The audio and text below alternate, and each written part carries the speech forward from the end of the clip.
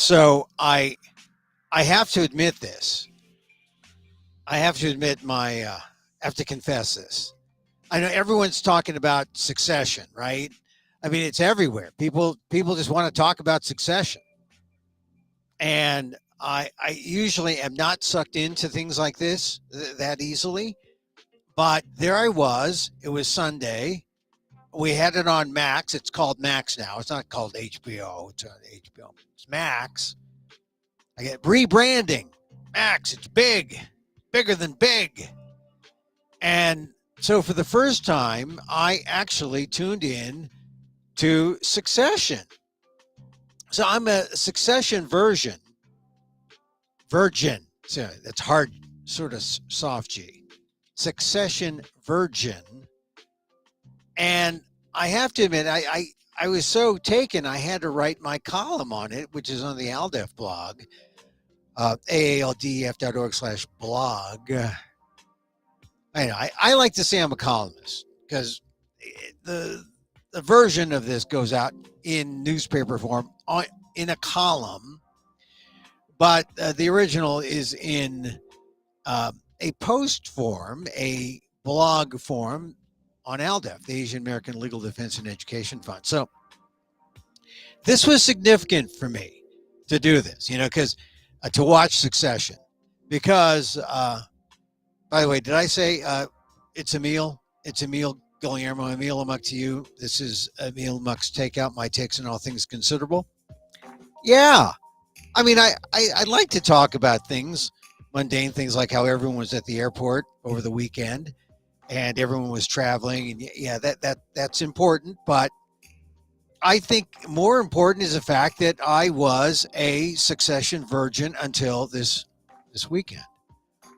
My first and last time. I had enough, because I know you're wondering what was going to win out: honoring our nation's lost warriors, the opening of The Little Mermaid, or the finale of Succession, right?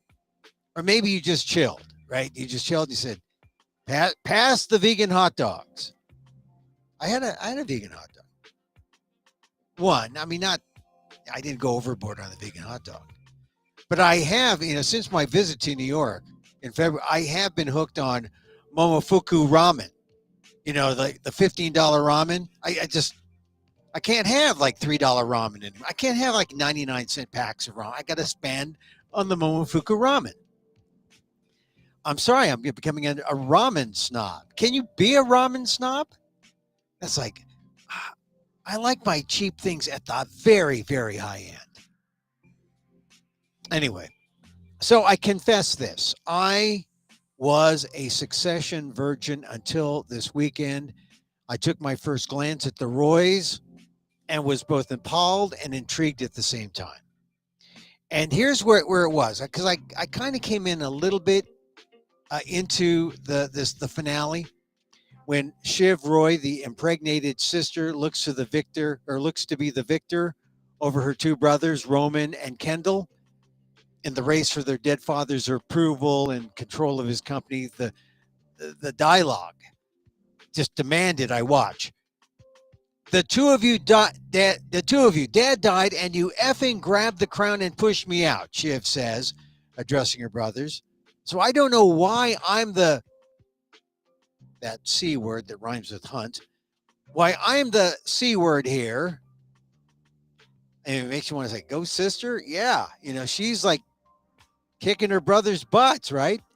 It was blunt, it was grabby, and then came the topper response from the brother Kendall. Equally offensive to the ethical, but simultaneously profane and poetic, as he says, the C word that rhymes with hunt is as the C word that rhymes with hunt does. I mean, the C word is as the C word does, he says. Wow. I mean, who talks that way, Everyone in private or just on Max? And that made me realize this is why people are attracted to this. This show is saying what people are saying privately, right? This show is like so in your face bad in that immoral way that it's not like just killing people or getting away with murder.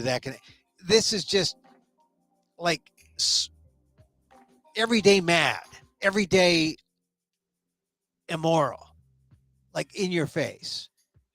And it was enough to draw me in for the whole finale, which in an era of openly Trumpian values was shamefully engaging, though definitely appalling. It made me yearn for the Little Mermaid, though. Could she be Asian next time?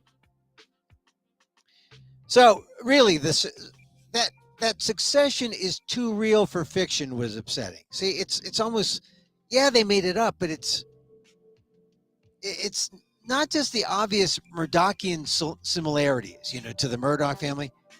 I actually found myself casting the roles for the TV show from people I know in my own personal and professional lives.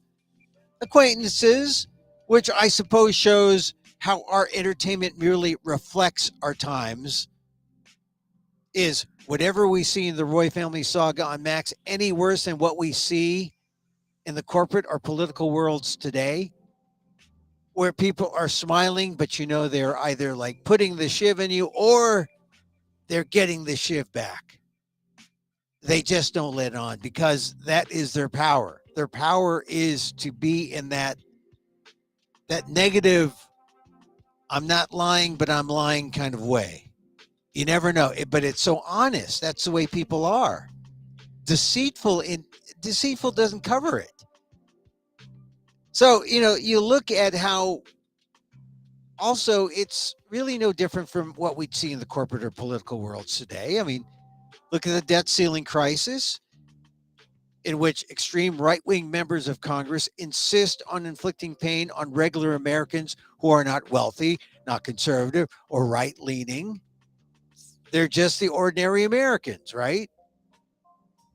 But they're fellow Americans and they want to inflict pain, which is what happens when you're smiling and you want to inflict pain on the person you're dealing with. So it was kind of a hopeful thing that a deal was announced between the GOP's Kevin McCarthy and President Biden over the weekend. Just seeing the Succession finale that I saw, I felt House Speaker McCarthy was eerily like the show's Tom, the character Tom. If you saw the finale, the would-be pain sponge and the husband of Shiv. He's the ambitious guy who would do anything to get ahead, even at his wife's expense. And Biden, well, someone has to be the good guy in real life. And frankly, I just didn't see any good guys in Succession, where the character spectrum goes from bad to worse. There are no good people. And a lot of people say, oh, I don't know if you'd like it, Emil, because there's no one to root for. No, that's the key, because they suck you into this world where it's all bad to worse, and you end up rooting for the less bad, and then you get lost, and then you get trapped in this kind of immoral universe, and you question why you were even watching in the first place.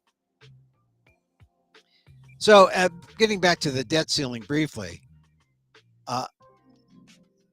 the good news is there's enough in the debt ceiling compromise to avoid economic catastrophe. So if you're wondering, why do these Republicans want to hate other Americans? Well, they're not hating them that much. Essentially, the deal means Congress is just kicking the can down the road, as they say, leaving the real hard decisions until 2025, when maybe we get an antidote to Succession, or possibly a sequel. I don't know. That was my first time. You know how people say, I watched it, but I feel dirty afterwards. I feel soiled. I never really got that feeling on any time I may have said that in the past. I did after watching this. That's how slimy and dirty and how real it was, right? C word is what C word does. I mean, who comes up with language like that? I heard that and I said, that's why I'm watching. This is so unusual and so in your face. And it's getting to the point, though, where that kind of thing is commonplace, because, we get inured to the shock. Shock us again, shock us more, give us more. So while all this played out on the weekend, of course, the New York Times ran a major Sunday piece. I almost missed it because on the web, when you read it on your phone, it doesn't really look like they mean this story is a big story. But you get an actual physical paper. And you know, when you look at the paper, the story that's on as you look at the paper, the right hand column, the right side of the front page, as you're looking at it, that's the most important story. And that's what the editors of a physical newspaper want you to think. Meanwhile, on my phone, I couldn't tell that this was considered the most important. It was an important story. But the placement on the web is so, you're just scrolling. Yeah, it's just, anyway, major piece, quote, or entitled Defamation Suit Missteps Inside a Fox News Debacle, Damaging Texts and Missed Warning Signs Ended with $787 million settlement. Now, if you see Succession as the fictionalization of the Murdochs, then it's quite the coincidence. But the real story of Fox's decline has an Asian American star that hasn't been fully acknowledged to date. And that would be Fox's chief legal officer, Viet Dinh. Now, if you listen to this show, you know that when Tucker Carlson went down, I was talking about Viet Dinh. When those texts were revealed about what Fox, what came out through the depositions of Fox players, I was talking about Dinh's role. I always felt that Viet Dinh, as chief legal officer, how in the subsequent reporting, from, the Tucker Carlson firing and the reporting of the suit, the settlement, I always thought Dinh's role was downplayed. I mean, how can you be chief legal officer at Fox, essentially the Asian American in the Murdoch family, and get overlooked in the implosion of a major media company? But on Sunday, the Times described that Dinh, 55, almost sounds like pho. The Vietnamese like to name their pho after years, like pho 78, pho 65. Dinh, 55, was the guy who reassured Fox's corporate board that the First Amendment was on the media company's side, and that anything Fox reported, which might be seen as defamatory about Dominion voting systems, could be defended all the way to the Supreme Court. That was the belief that Dinh had, that Dinh expressed to the people inside Fox. In other words, if what Fox hosts said was newsworthy, e.g., coming from news sources, it was considered okay, even if they knew it was a falsehood. I mean, that sort of is where you guys say, oh, wait a minute. That definition doesn't hold there. If they knew it was a falsehood, yeah. The rationale they had was that if they were told lies, they were at least just reporting lies truthfully as told. I mean, that's the only way you do it, right? Well, this is what the guy told me. I'm quoting him. I have no liability. Dinh gave the Fox folks confidence to lean on the idea that the opinion of newsworthy individuals were okay, be they Fox News hosts spouting their opinion or Fox News sources. They were newsworthy. Newsworthy means the First Amendment protects you, right? Dinh forgot that responsible journalists take one more step. They verify, they go to multiple sources before they report, before they opine. And it's like Dinh saw this as the First Amendment was like a magic wand. This is a quote in the Times story. The newsworthy nature of the contested presidential election deserved full and fair coverage from all journalists. Fox News did its job, and this is what the First Amendment protects. That's what The Times quoted Dinh from an interview with David Latt.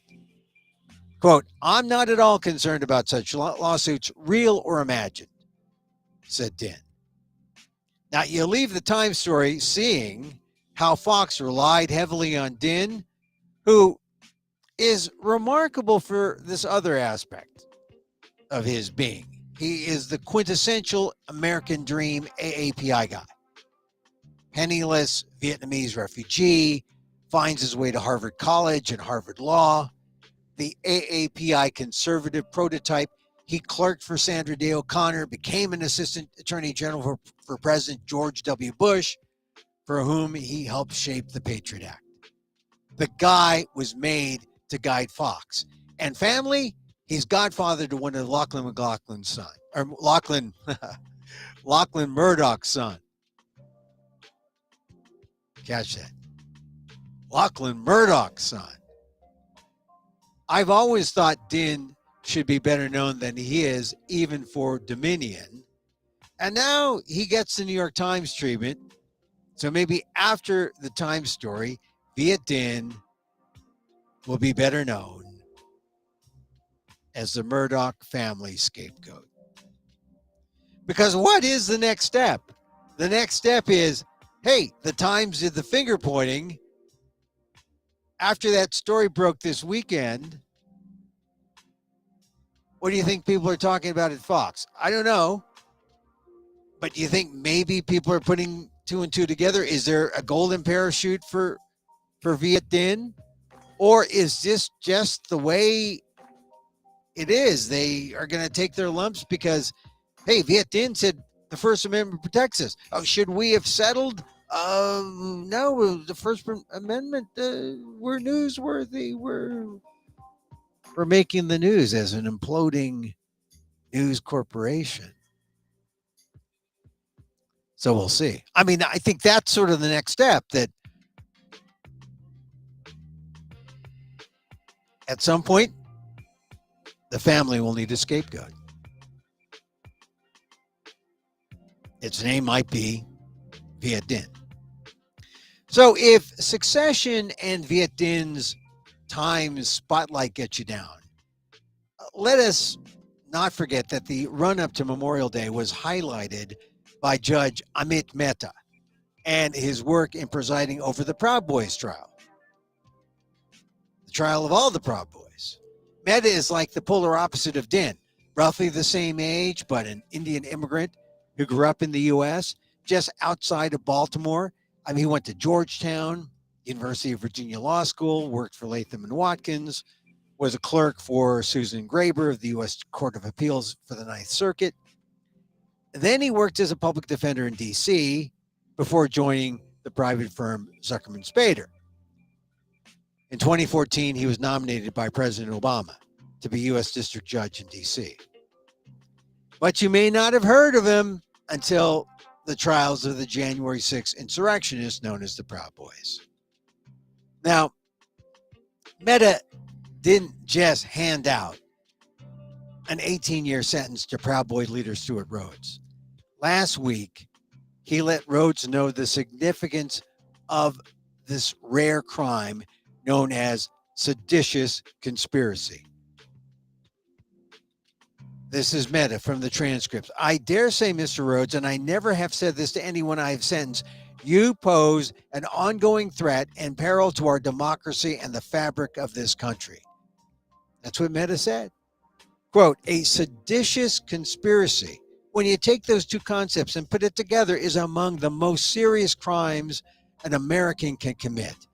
It is an offense against the government to use force. It is an offense against the people of our country," said Judge Mehta.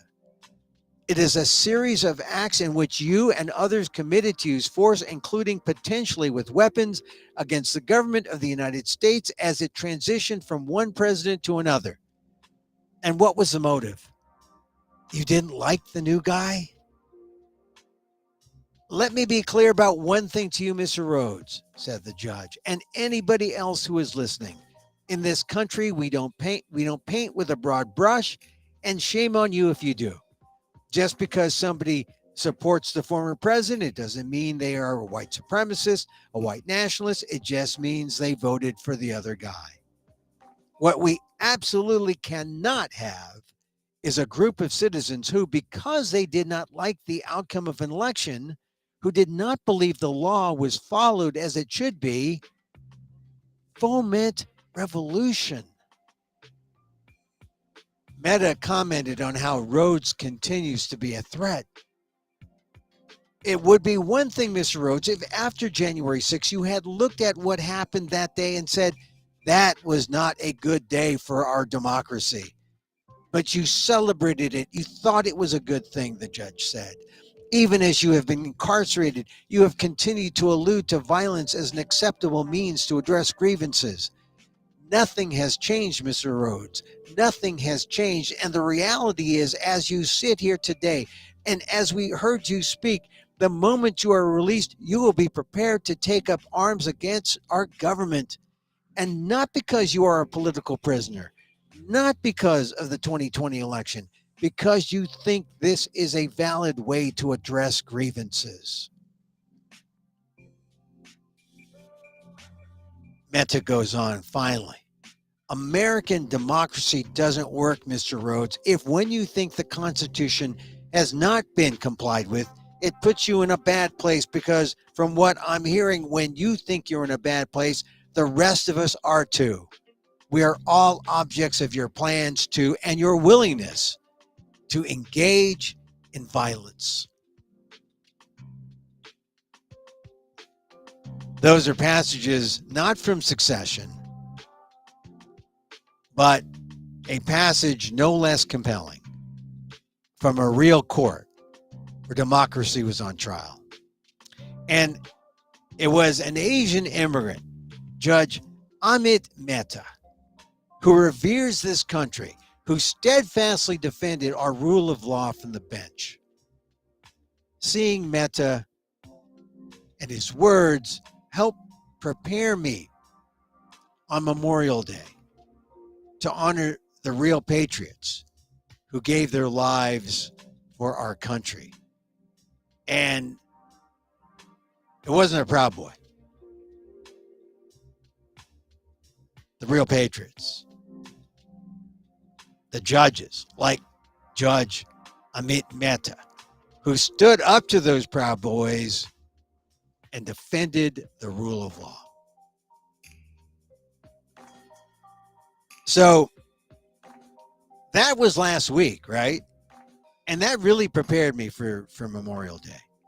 I thought about the soldiers, past and present, who've gone and fallen in the name of our country.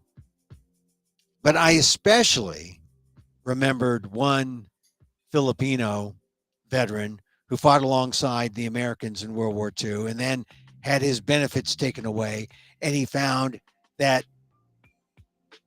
he had a far greater battle not fighting with the Americans against the Japanese in the Philippines in World War II. His greatest battle was the ongoing battle with the U.S. government to have benefits that were rescinded restored, for putting his life on the line to fight for the U.S. as a Filipino in the U.S. Armed Forces, USAFFE, in the Philippines. The Rescission Act 1946 took away those rights or those benefits. He'd been fighting until just 3 years ago. Celestino Almeida. He was the face of Filipino veteranos. And he sadly passed away 2 years ago. I thought about him. I thought about him on Memorial Day. Had my vegan hot dog. And then I watched Succession. No, I think I watched the basketball game. No, I watched Succession. And then the basketball game. Boy, that was a game, huh? Celtics. Now, at least one half Filipino that I've been following, Eric Spoelstra, the coach of the Miami Heat, he's a victor. He's going to go to the finals. I don't know how they're going to beat the Denver Nuggets, but maybe they can.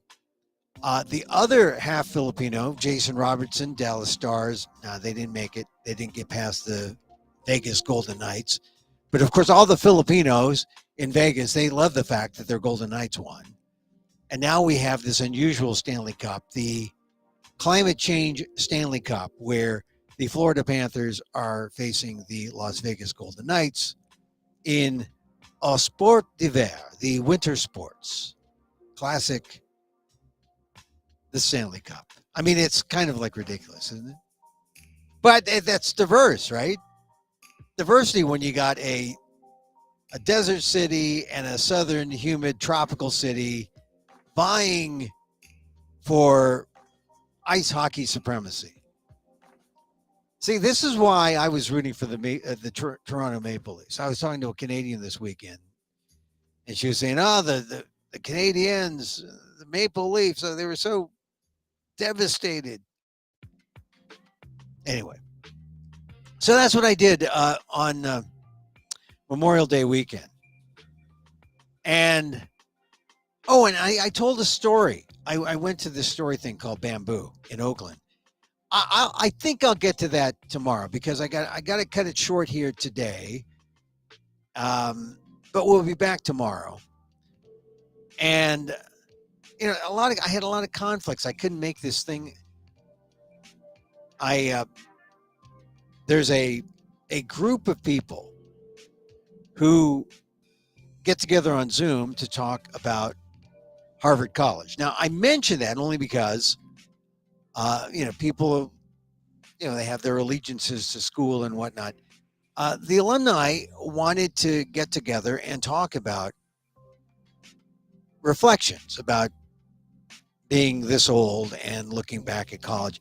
And they wanted some feedback. And I said, these Zoom sessions they have around the country, other Harvard grads, was important for someone like me because, if you live in a place where, talking about Harvard makes you appear like a grade 1 ass.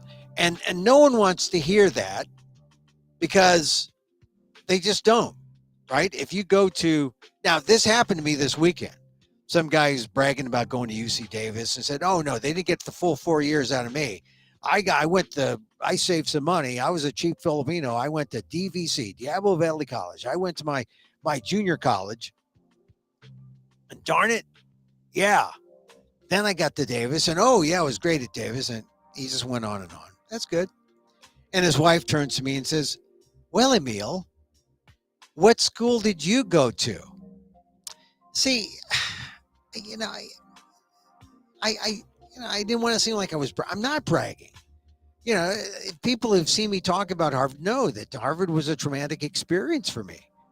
But she set it up on a tee for me to say, "Oh, yeah, I went to Harvard, but I didn't really like it." And, you don't want to get into all that. So this is the importance of these kind of reflective groups that get together because, as I see it, it's like a 12-step program. "Oh, Emil, you need a 12-step program because you went to Harvard? What kind of fool are you?" Well, it's just, like I said, Harvard was traumatic. And the 12-step program is helpful. It's like HA, right? Harvard Anonymous. You get there, you talk. You don't have to think that, this person is going to think like I'm lording it on somebody, like I'm better. No, I'm not better. I'm just, it's not about feeling better about anybody. It's about trying to deal with your own self-worth amid this institution that you're a part of and the trauma that you experience if you are a poor kid from the Mission District who goes to Harvard, which is not insignificant. So the idea of an HA, a Harvard Anonymous, people coming together to talk, actually is kind of helpful, even though most of the people are kind of the more well-heeled type. Not many people of color. I'd like to see more people of color come talk about this stuff. Actually, when the Harvard alumni people of color get together, as they have in the past, they have had discussions about their experience. And this is all going to be very relevant, especially after this month when the Supreme Court is set to come out with their ruling on the lawsuit by Asian Americans suing Harvard for discrimination, saying, essentially they're saying, well, Harvard shouldn't be 30% Asian American. It should be 50% Asian American, which is another matter. But race will be back on the forefront when the Supreme Court says affirmative action, race, we're going race blind. That's what people are thinking. We're going race blind. So it's going to become a topic, and some folks in my class, my year that I graduated, we're getting together today, but I can't make it today. I'm going into the city. I got to do something today. I'll tell you about it tomorrow. But it's relates to vegan hot dogs. Let's just say. All right. Anything else? Oh, I will say this one thing. I told this story at the Oakland Asian Cultural Center, and I'll tell part of the story tomorrow. I only wish, it's in Chinatown in Oakland. I only wish there were more non-Asians there. I wish, it's in Oakland. I wish there were more of the African-American community was there. I wish more of the Latinx community was there. As it was, the only African-American person I saw was a woman who was half black, half African-American. Half. I saw a lot of the different Asian groups represented: Korean, Vietnamese, Chinese.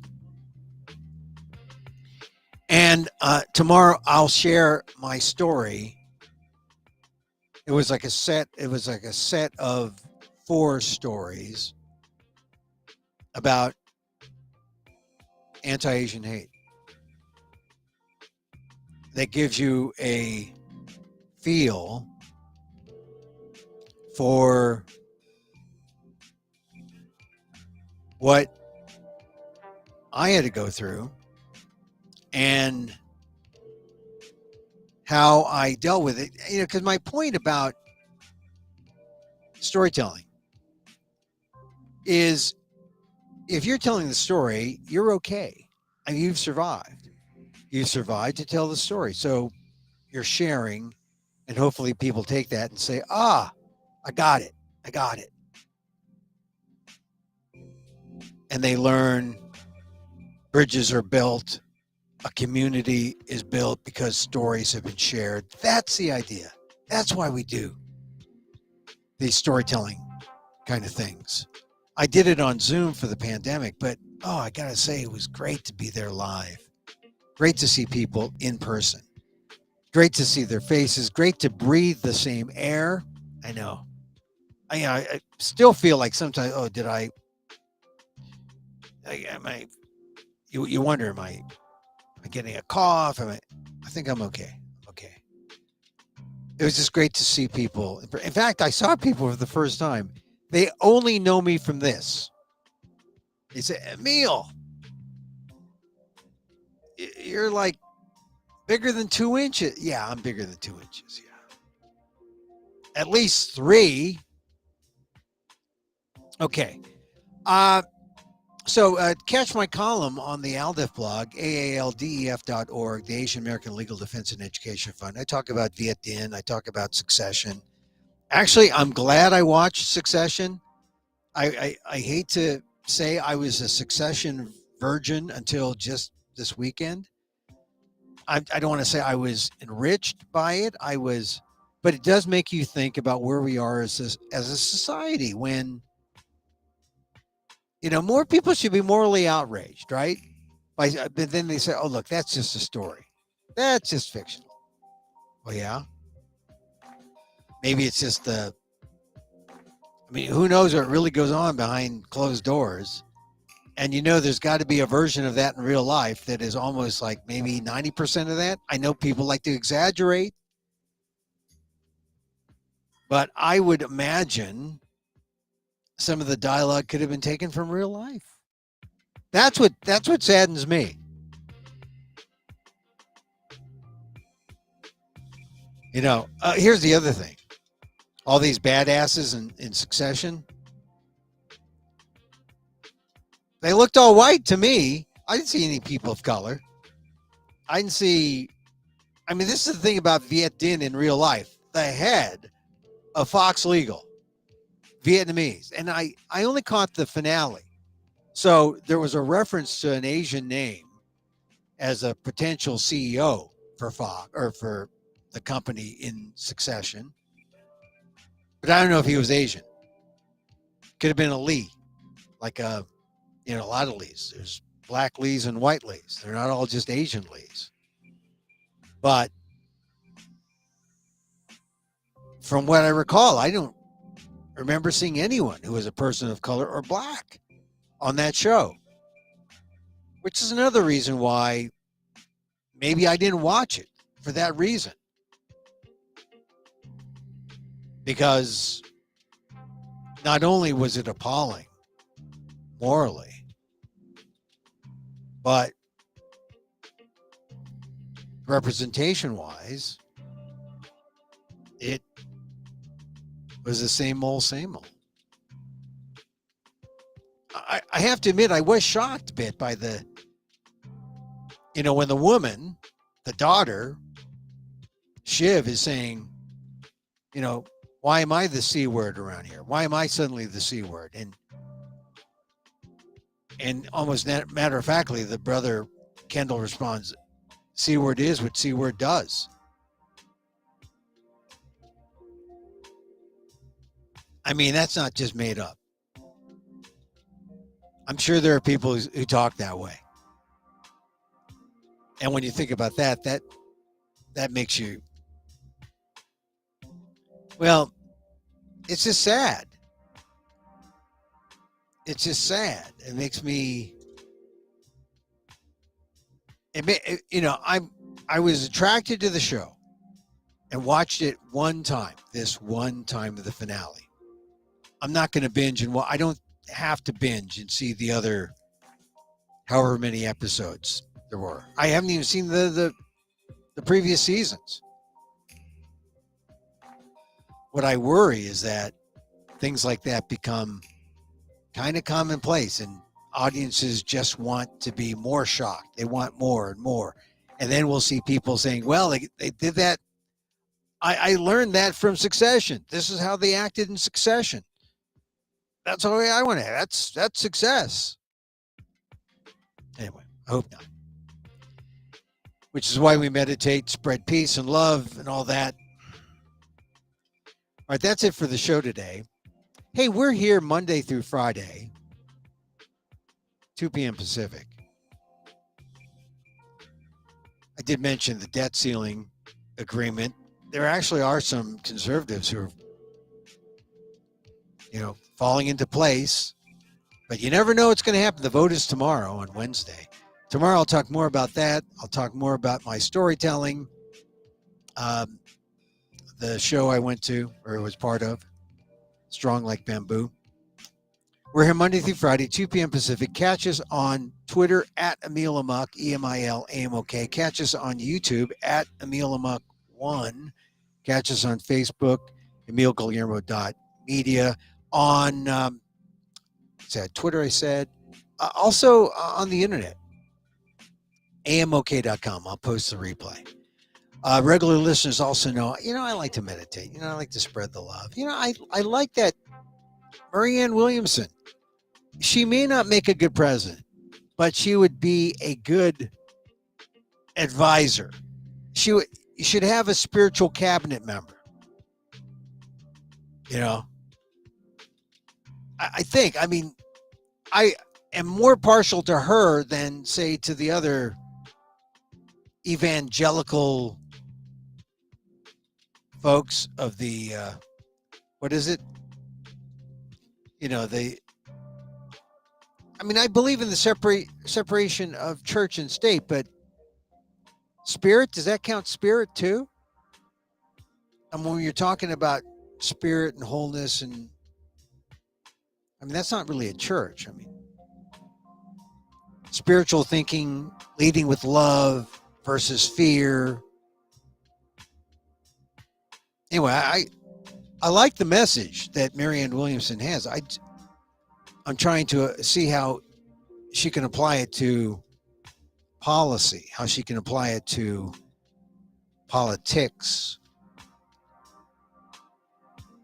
Because usually, you figure that some people who become president have that side, and they bring that side into being. George Bush, the Bushes certainly did. 1,000 Points of Light, they certainly tried. Donald Trump, grab them by the crucifix. Did he say that? Was that a Donald Trump line? Grab them by the crucifix. So we meditate. We meditate to try to gain some awareness. It always comes back to the loving kindness meditation, right? Self-love, self-care. And you show it toward others first before you show it to yourself. That way, when you do show it to yourself, the love that you share comes back. It does. It just does. And so, as I wish for me, I wish for you. May you be safe. May you be happy. May you be healthy. And may you live with ease. Emil Guillermo here. Till next time. Mahal